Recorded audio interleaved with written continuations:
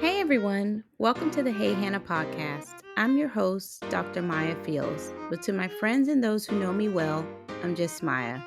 I'm a higher education administrator, a mother, and a wife of 14 amazing years. But above all, I'm a Christ follower. This podcast is a special platform created to honor the memory of my beloved daughter, Hannah. It's here that I have the chance to have the conversations that I never got to have with her, to share the wisdom and love I wish I could have passed on. It's a reminder to cherish the precious moments we're given and a testament to the power of healing, hope, and personal growth. If you're someone who's seeking personal growth, inspiration, and practical advice to build a solid foundation for a successful and fulfilling life, this is a place for you. Join me as we honor Hannah's memory together. Laugh, cry, and learn. Get ready for a podcast that is so much more than you could ever imagine. The Hey Hannah podcast, healing hearts, one conversation at a time.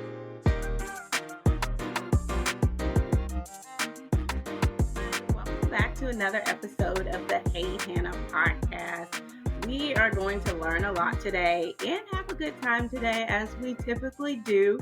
We have Amanda Kirkland here, who is a personal growth coach, and she's just going to tell us, how can we successfully navigate some of these hard relationships that we all deal with sometimes in life. So I am definitely excited to talk to her.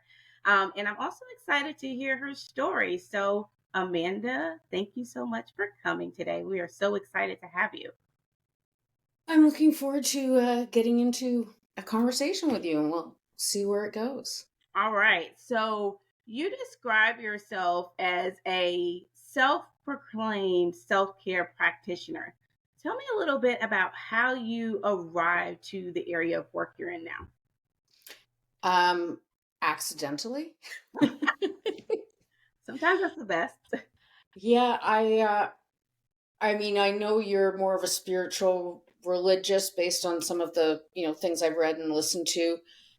For my own reasons, I just have always sort of gone with the flow and not followed something like that. I now actually believe the universe or believe in the universe.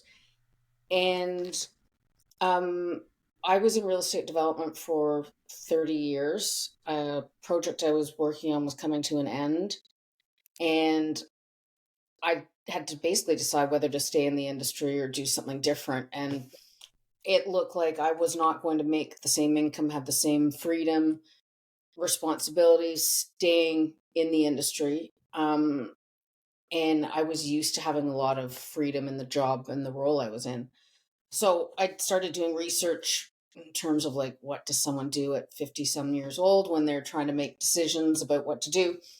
Um, and I figured out all the things I like to do. And I decided I was going to create a personal concierge business. So I like doing errands, getting things done, getting projects done. Um, anyway, I started working with what I thought was a business coach. And she was coaching other coaches. And I was kind of the only one that wasn't going down that road. And there was a lot of personal development work and what's your purpose.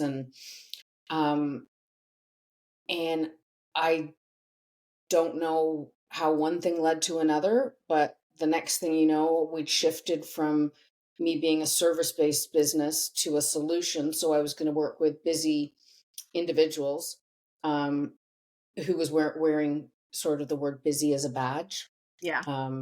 And we've all known those people where it's like, well, what makes you busier or more important than the rest of us? Anyway, somehow, and I think it was when I started doing my training with Avalon Empowerment and doing the work on the unconscious mind, I got pushed to either working with people that had undergone family estrangement, which was one of my experiences. Um, and then somehow we ended up with me dealing with people women struggling with toxic relationships. And that was born out of the fact that, unbeknownst to me, I had a pattern in my life, and it was dysfunctional and toxic relationships. I, grew up, I'm going to say, wanting for nothing materially. Um, what I didn't and couldn't put my finger on until, the last number of years was that I didn't have the emotional support, Yeah. that I wasn't seen, I wasn't heard. Although I was very vocal about everything and tried to explain, but something was always my fault, or, they didn't understand. Um, so anyway, I estranged myself from my parents and one sibling 10 years ago. Hmm. And to me, it was self-preservation, Yeah. because the more I tried to explain who I was or why I did things, it was like there was something wrong with me. And I was the black sheep and I was the scapegoat. And, I had an eating disorder for 10 years, in my early 20s. That causes problems. Yeah. But there was just trying to get people to understand me. So then I didn't run into it too much with friendships, a little bit. And then in the work environment, um, and a lot of the dysfunction comes from the leadership down. And I used to just think it was one job. And then I look back at the 3 or 4 I had, and there was dysfunction and toxicity, and no one had my back. Yeah. And I just kept trying to change the process or the system or the person. And I looked like the difficult one or the problem one. And to be perfectly honest, in most cases, there was, a narcissistic boss, um, or an insecure team member. Yeah. And I was going at it all the wrong way. And, like I said, it made me look like I had the problem. And I'm Yeah. not saying we're not involved in the dysfunction, but we may not be the source of it. Yeah. So is that enough to start with? Absolutely. I mean, there were a few things that just kind of stood out to me as you were going through your experience. The first thing is that I really admire how, you said this industry was no longer going to be what basically you signed up for. So you were attempting to make a pivot. And a lot of times I find it that individuals find it hard to make a pivot, especially, It's scary. if you're feeling like you're in a different season. I worked as a career advisor for 7 years, and I had so many individuals I would speak with who felt like I just can't go to the next place. And I admire how you were willing to, like, okay, this isn't going to work, but I'm going to find something else and I'm going to give my all to that. And another thing that really stood out to me is, you mentioned through your different relationships that you were trying to get people to understand you. And I just want to pause right here because a lot of times people will say, well, you shouldn't care what other people think. Or, it's always kind of that chant of don't worry about other people. Oh my goodness, I can't tell you how much I feel like that is false. First of all, caring what other people think is a defense mechanism in the first place. If you are not aware of what other people think, how do you not know that you're in an environment that's going to be dangerous for you, or an environment that you no longer need to participate in? So that's number one. And the second thing is, we are humans, we are emotionally wired. It's absolutely fine to care what other people think. And when you feel misunderstood consistently, it can feel like a form of oppression. And oppression is frustrating. So it's like you're going from relationship to relationship, not being understood and just feeling frustrated. So kudos to you for having that be, the environment that you're in, but you're still arriving after all of that to a place where it's like, I'm going to help other people, even though I feel like this, to, do to not have to go through the same things that I did. That is Absolutely. commendable. So, I mean, And I never thought I'd be saying those words, or that I would have all the awareness I have now. yeah, I mean, switching from a senior role in real estate development to becoming, a personal growth coach, and having to wear that hat and like own my story and be vulnerable about it, but also, you know, look at where I may have played a role in some of the dysfunction. Yeah. Because as we know with certain personalities, I mean, I was gaslit, I was set up, I'm emotional. That's how I was reacting to everything. And those things were being used against me. So instead of the actual problem being dealt with, the focus went back on me. Yeah. And I've had to learn not to worry about what people think. Mm-hmm. And one of my biggest, to use a coaching term, limiting beliefs is that people don't like me.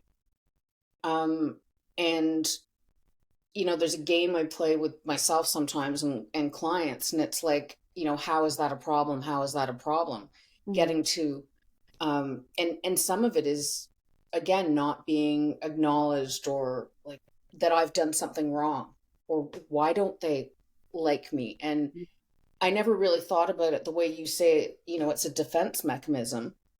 But I mean, it's not our business what other people think, but it doesn't mean as a human being, we're not going to pick up on that stuff. I mean, I just had a recent encounter with my financial planner at the bank, and I just noticed like a big change in him the last half dozen times I've dealt with him. Yeah. And I was like, you really seem, a little different. He was kind of curt with me and blowing me off a little bit. And I mean, I've discovered two things. He was energetically aligned with who I was a couple of years ago. Mm-hmm. So that energy doesn't vibe well with me now. And I get really, like, I sense that stuff. Yeah. Anyway, I decided that, with the new move, that I was just going to say, I'm not enjoying working with him anymore. And I went to my local branch, and I have a meeting with them this afternoon too. Anyway, I didn't want to let things unsaid, so I got hold of the manager, said he'd been great to work with, bent over backwards. However, things seem to change. Well, it turns out he's taking personal leave. So there was something going on. Mm-hmm. And here I was thinking I'd done something wrong. But I was also, and that's what I teach my clients too. Like the awareness to like sit with it and try figure out like what's up. And historically, I probably would have written him a nasty email. And, and I also had to say to his manager, I'm like, I may be difficult to deal with sometimes because I ask a lot of questions and I get frustrated if someone's explaining it. I'm going to say it at a doctorate level, and I need it dumbed down because it's financial to grade 5. Yeah, I mean, I handled it better. And, when you said that I want to help others, I lost 25 to 30 years of my life between the family dysfunction, like not being able to have normal, like relationships, talking to people about all my shit. And I didn't know that these things were toxic, and that, the biggest message is that you can't change other people. I mean, we can change the way we see them and we understand them, and then maybe respond differently. And, walk in their shoes for a little bit sometimes. And, even though they're jerks, maybe be a bit more empathetic because we don't know what they've gone through. And I know, reading bits about you've had a tragic event in your life, and I'm sure, I don't know how long ago that was, but, I'm sure you were doing and acting certain ways, and other people on the outside had no idea what was going on in your life. Absolutely. That's true. I said before in another episode, like, we're all dealing with stuff. Everybody's dealing with something. So just my rule that works for me is give everybody some grace. A lot of times it's not even about you. It's, these people have their own lives and own drama and own dysfunctional relationships. And unfortunately, sometimes we're on the receiving end of that behavior or that action. But most of the time, it's not about us. And I'm reading a book now, and it introduced a concept to me that I hadn't heard before, but I mean, I'm chewing on it a bit. And so the author said, realize internally, like, what's our thing that we're walking around with.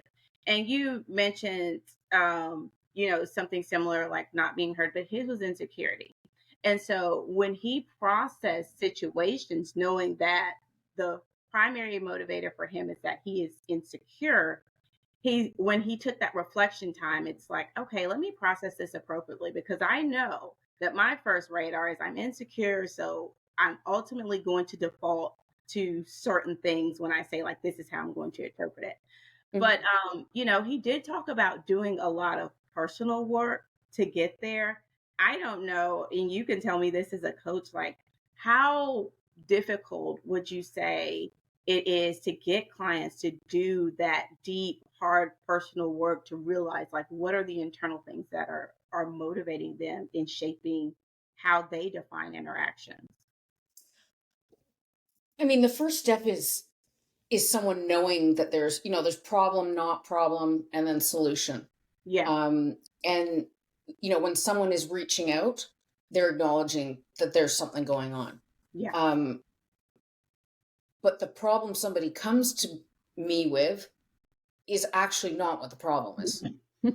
It's I'm going to say it's like the symptom Yeah. of the root of the problem. So, whether we can use insecurity as an example, and you start peeling back the layers, like, how is feeling insecure a problem? Well, I can't stand up for myself. Okay, how is not standing up for yourself a problem? Well, no one's listening to me, and I have good ideas and I'm not being heard. And how is that a problem? Because I know I bring stuff to the table, and just peeling it all back. But where did it start? Like, where did and I still have to go to, in the relationship I'm in now, I'm like, is everything okay? Did I do something wrong? I'm aware of it, Yeah. but when I've had a big move and financial things and changes going on the last couple of months, it's been like those things start, creeping back again. So it's hard work, and the coaching, it's like we hold our clients accountable, or I hold my clients accountable, and there's consequences. um be it, I'm gonna do, they set them, but 10 hours community service work if I'm not handing in my journals 2 times a week, or I'm not, whatever tasks we decide. um and there's a desired result at the end of the period of time we're working together. But it's like hard work, and you got to be committed to it. And I mean, I remember something, and it's not silly, but it was like, my first coach was like, "What's your purpose?" And I was like, and to me, that was actually kind of, for some reason, I thought there was like a religious connotation there. And I was like, purpose? I'm like, I don't have a bleeping purpose. Like, I'm just here. That's just me. And 3 hours later, and half a box of Kleenex, and I'd almost thrown in the towel. I was like, I just want to be happy, and I want people to be happy. And I was like it's like it was a light bulb. And then the word authentic came up, because that's, I'm messy and imperfect, and I'm not polished. Yeah. I never will be. And, through all the faults and things I've done wrong, I'd still rather be the real me, and what you see is what you get, Yeah.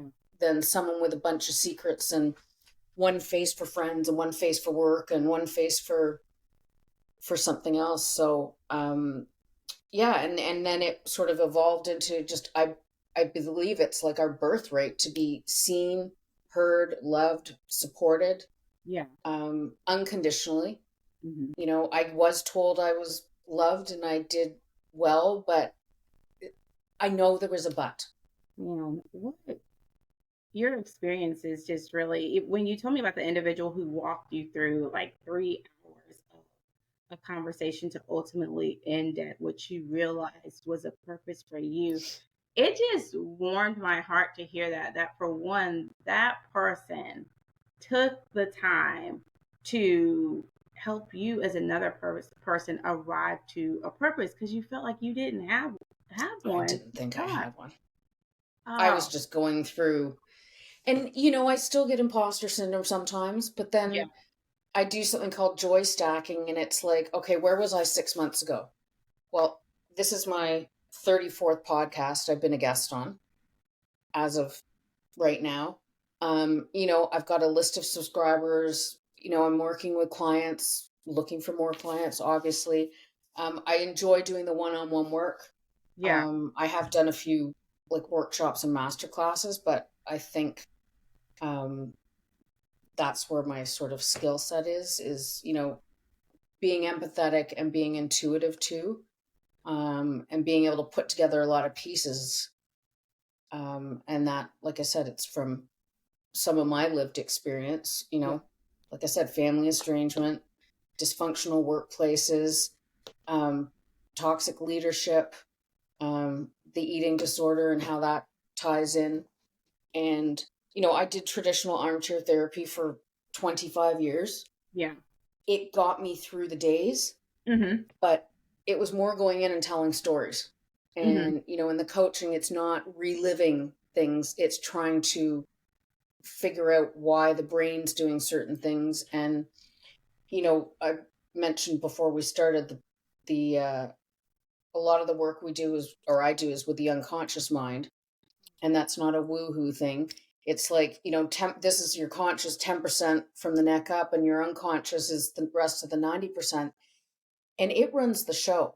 Like, our cellular memory holds every event that's happened to us, everything that's been said to us, done to us, that we've said to other people. And it all creates the filter through which we experience other events, other people. And I wish I could find it, and I'm gonna have to Google it. But it was some I don't know where I saw it, but it had to do with, everybody sees the same red apple on a table differently. Yeah.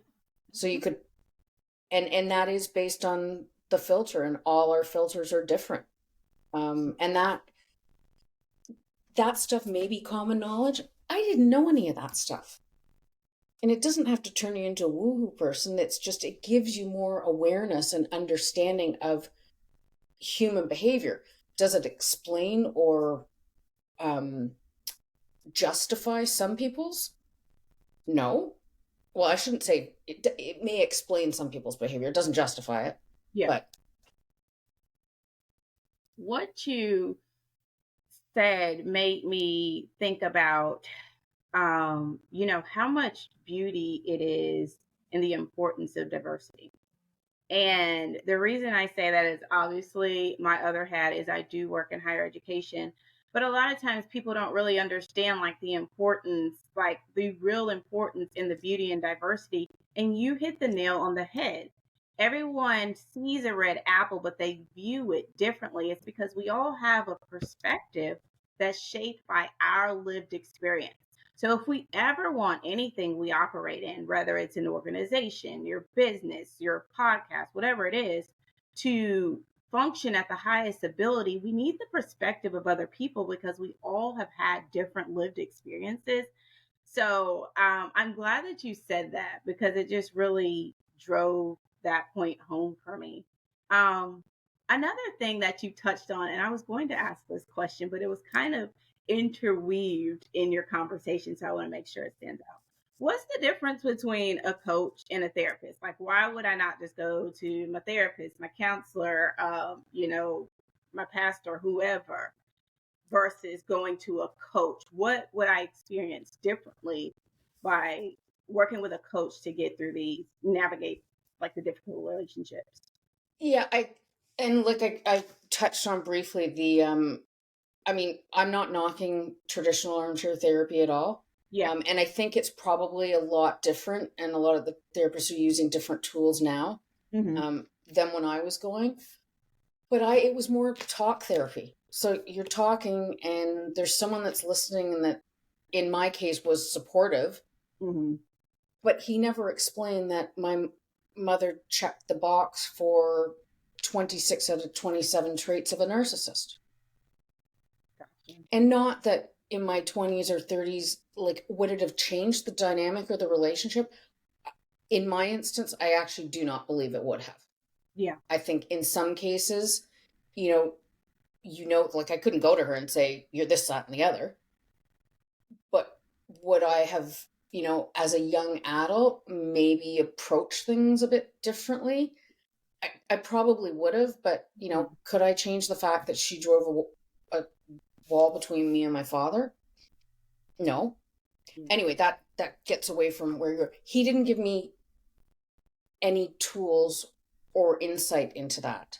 Um, I was really just going in and like explaining all my frustrations, um, and then you know, and retelling stories all the time. So it's just somebody else really to talk to, Hmm. and tell me that I wasn't making things up. But like I said, didn't give me any tools. Yeah. Didn't tell me about boundary setting. I had to figure all that on my own and slowly start, setting parameters of when I would see them and then where I would see them and how long. Um, and then, when you're working with a coach, it's goal and results oriented. Like we're working toward something. And, if you've got one way of always coping, like a strategy of coping with things, Hmm. it's breaking down, how you do that and replacing that, I'm going to say, old habit with like a new, better habit. Yeah. Um, so, and there's accountability there, and there's work there. Like I said, whether it's journaling or, um, I'm not a big meditator myself, but I like sort of reading and writing. And all the work is customized like for each client. So there's no sort of cookie cutter. I said we do a lot of work with the unconscious mind. So, I do a couple of processes. One's called quantum time release, where you're, releasing negative emotions. So anger, sadness, fear, guilt, and then limiting beliefs like, I'm not lovable or nobody likes me. And then there's a quantum change process, which is it's forgiveness work. Hmm. Um, forgiveness of self, but also, when you forgive what others have done to you, Yeah. and it's not letting them off the hook necessarily, but that's a lot of, I'm going to say, toxic energy we carry around in ourselves too, when we can't let go of, whether it's hatred or blame or, and that's one thing I've I've seen a lot because I was in a Facebook group a number of years ago as a moderator and admin, and it was Estranged and Thriving. And one of the things I kept saying to the girl that ran the group is like everybody's so bitter and mad, and maybe my experience wasn't as horrific because, like I said, it was covert. I didn't really know what had been going on till I was out of it, Yeah. and I was like, if I could just find like 10 people in that group of 10,000, like I know my parents did the best they could with the skills they had based on, how they were brought up. And I don't know a lot about my, mother's parents, but the little bits I know and have been able to garner through a cousin and whatnot, it kind of makes sense Yeah. how she was and what she was doing. And I'm not, does it suck that I had to do what I did? Do a lot of people disagree? 100%. But I believe wholeheartedly, um, that's what needed to be done. And I had, both my younger sisters had kind of estranged themselves from me. Yeah. Um, One of them went through an experience with my parents and she estranged herself also. That reconnected us because she's like, I didn't realize, like, I don't necessarily agree with what you said and did, but now I understand. And then it was like, I'm so sorry that it's been such a lonely road for you. Yeah. And I'd rather have the relationship her and I have today, and it's just the two of us, than one that is unhealthy, dysfunctional, dishonest. And, they always said they were walking on eggshells around me. And I'm like, we're all walking on eggshells around each other. Like, it's not just, um, So you had asked me about coaching. Go down this other road. Clear though. No, you did make it clear. Um, with the distinctions being with coaching, you have goals. We're leaving with some tips. We're not just having a conversation with a good friend. We're So not having a conversation, and it's not, I don't want to hear about this thing over and over again. It's like, okay, let's move on. Let's give you the tools, yeah, and not re-traumatize you, um, and also there's a lot of work and I missed that part, is what role we play, because someone comes and says there's, that person's a problem there. Well, it does take two, and they may not be the root of it, the other person is, yeah, um but we don't make it any better. And we can't always walk away. We can't always, there's some instances where I wouldn't want to take certain clients on when there's like a danger factor there. yeah. Understandable. What you're doing definitely is important and it's needed. So I'm glad that you are, in the space that you're in and you're able to share your lived experiences to help others. It kind of reminded me, I know this is a scriptural reference, but,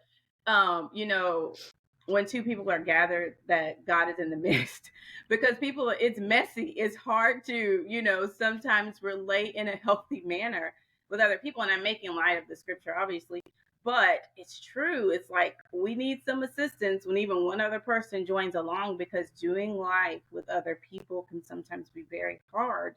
And Yeah. it takes a commitment to doing that work to, love others well, function well with others. So I And appreciate doing for sure. it's ongoing. I mean, Oh, yeah. it's tiring because I'm now super aware of like almost what I'm doing, how I'm saying, how I'm Yeah. behaving, and it's it's unlearning old behaviors. Mhm. And I like to say, like, I'm becoming, or I'm now finally the person that I was meant to be before all the Mhm. shit happened. Mhm. Do you feel like you would have arrived at this place? I know you mentioned how the personal growth coaching is your passion, your purpose. Do you feel like you would have arrived at the person you're supposed to be in your purpose had you not had the experiences that you've had in your life? No, I mean, they sucked, but it's the only thing that makes sense, is why I ended up here. Because, like I said at the beginning, not knowing me, but just me knowing me, going from like, a six-figure income and a controlling, a development in 18 years of a project and putting my heart and soul into it, I wouldn't just decide. Yeah. Like I said, I made a move, COVID happened.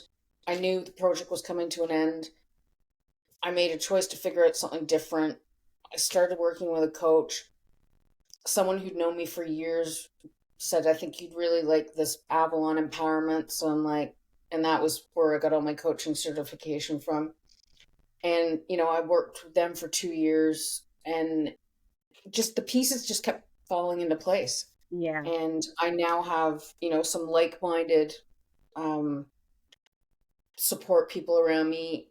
Certain people fell away from my life as I started doing the work. And then I attracted, you know, a great relationship. I mean, I mentioned I'm 56. I've never lived with anybody.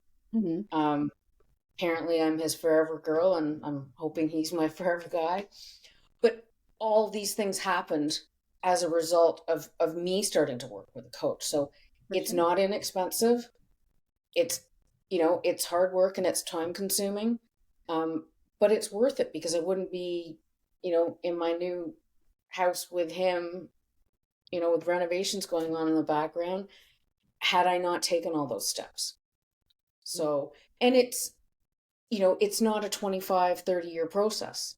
Yeah. It's a lot shorter period. So, when I don't like saying I'm a salesperson, because I'm not, but I mean, I'm proof. Like I said, life's gone from toxic to terrific, just for, a little catchphrase. Well, I guess that view, do you feel like then that the 20 to 30 years was wasted? Well, I like to say wasted. I didn't I didn't get to have the same experience as a lot of other people had. I didn't have the same groups of friends. The eating disorder for 10 years, that's keeping a big secret. And, it was something that was like consuming me 24 hours a day. And, you're hiding things and hiding away from people. And then, the family stuff was never pleasant. It was always an like a duty type thing. Yeah. Um, and just because I guess all that was going on, I never had the right relationships. I didn't have, the big groups of friends that I see now, ones I was in university and high school with. They're all still banded together. Yeah. And I'm like the black sheep out there on my own, forging my way through, like doing battle every single day. So when I say lost, I just, I didn't meet the guy and marry him and have a child or two. But I guess that wasn't what was meant to happen for me. Yeah. Gotcha. That makes sense.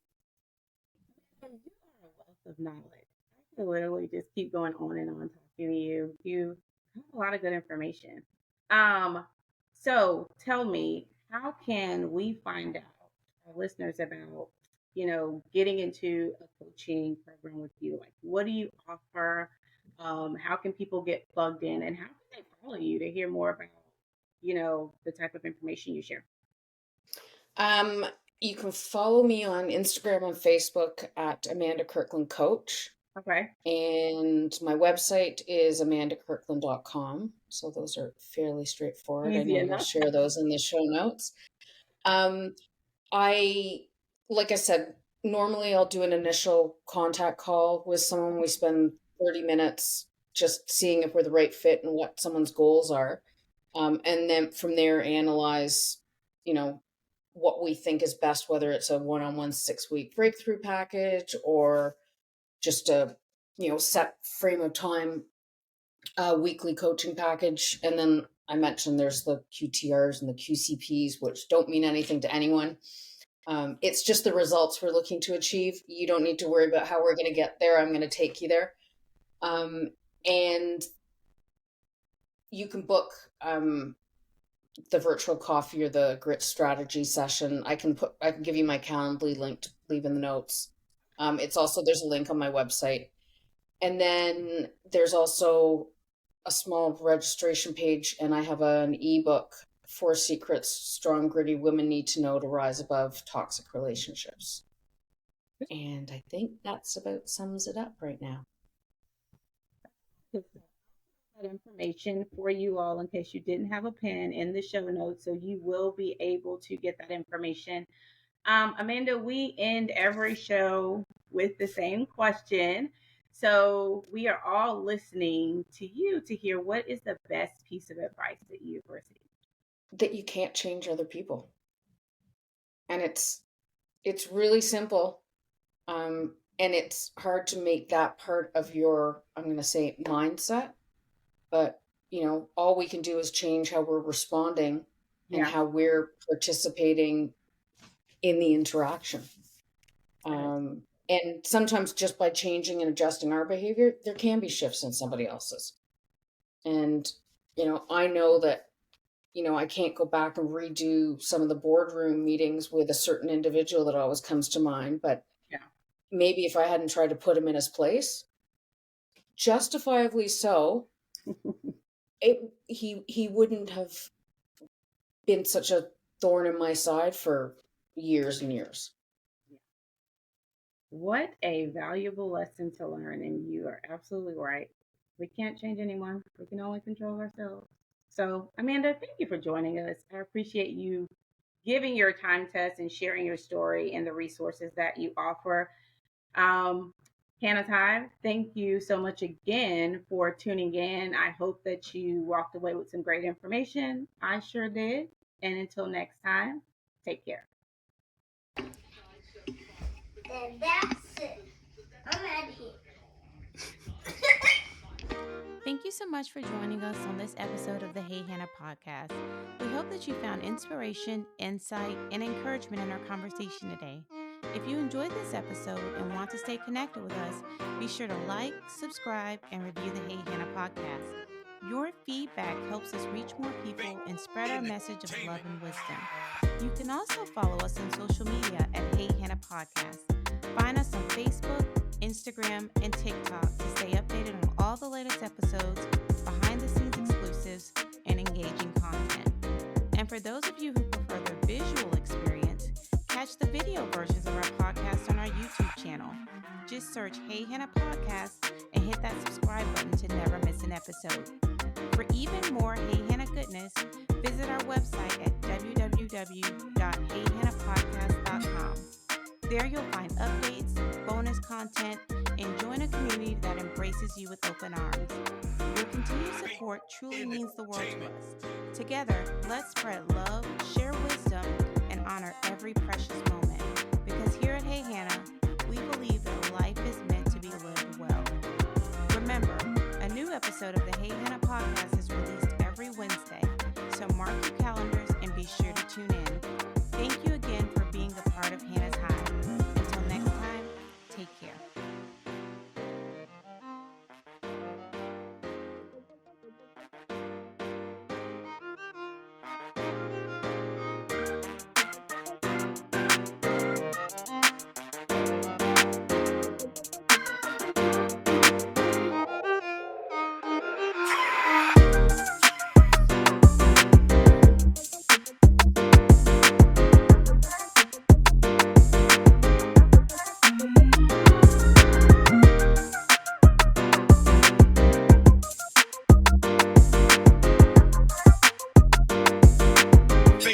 Entertainment.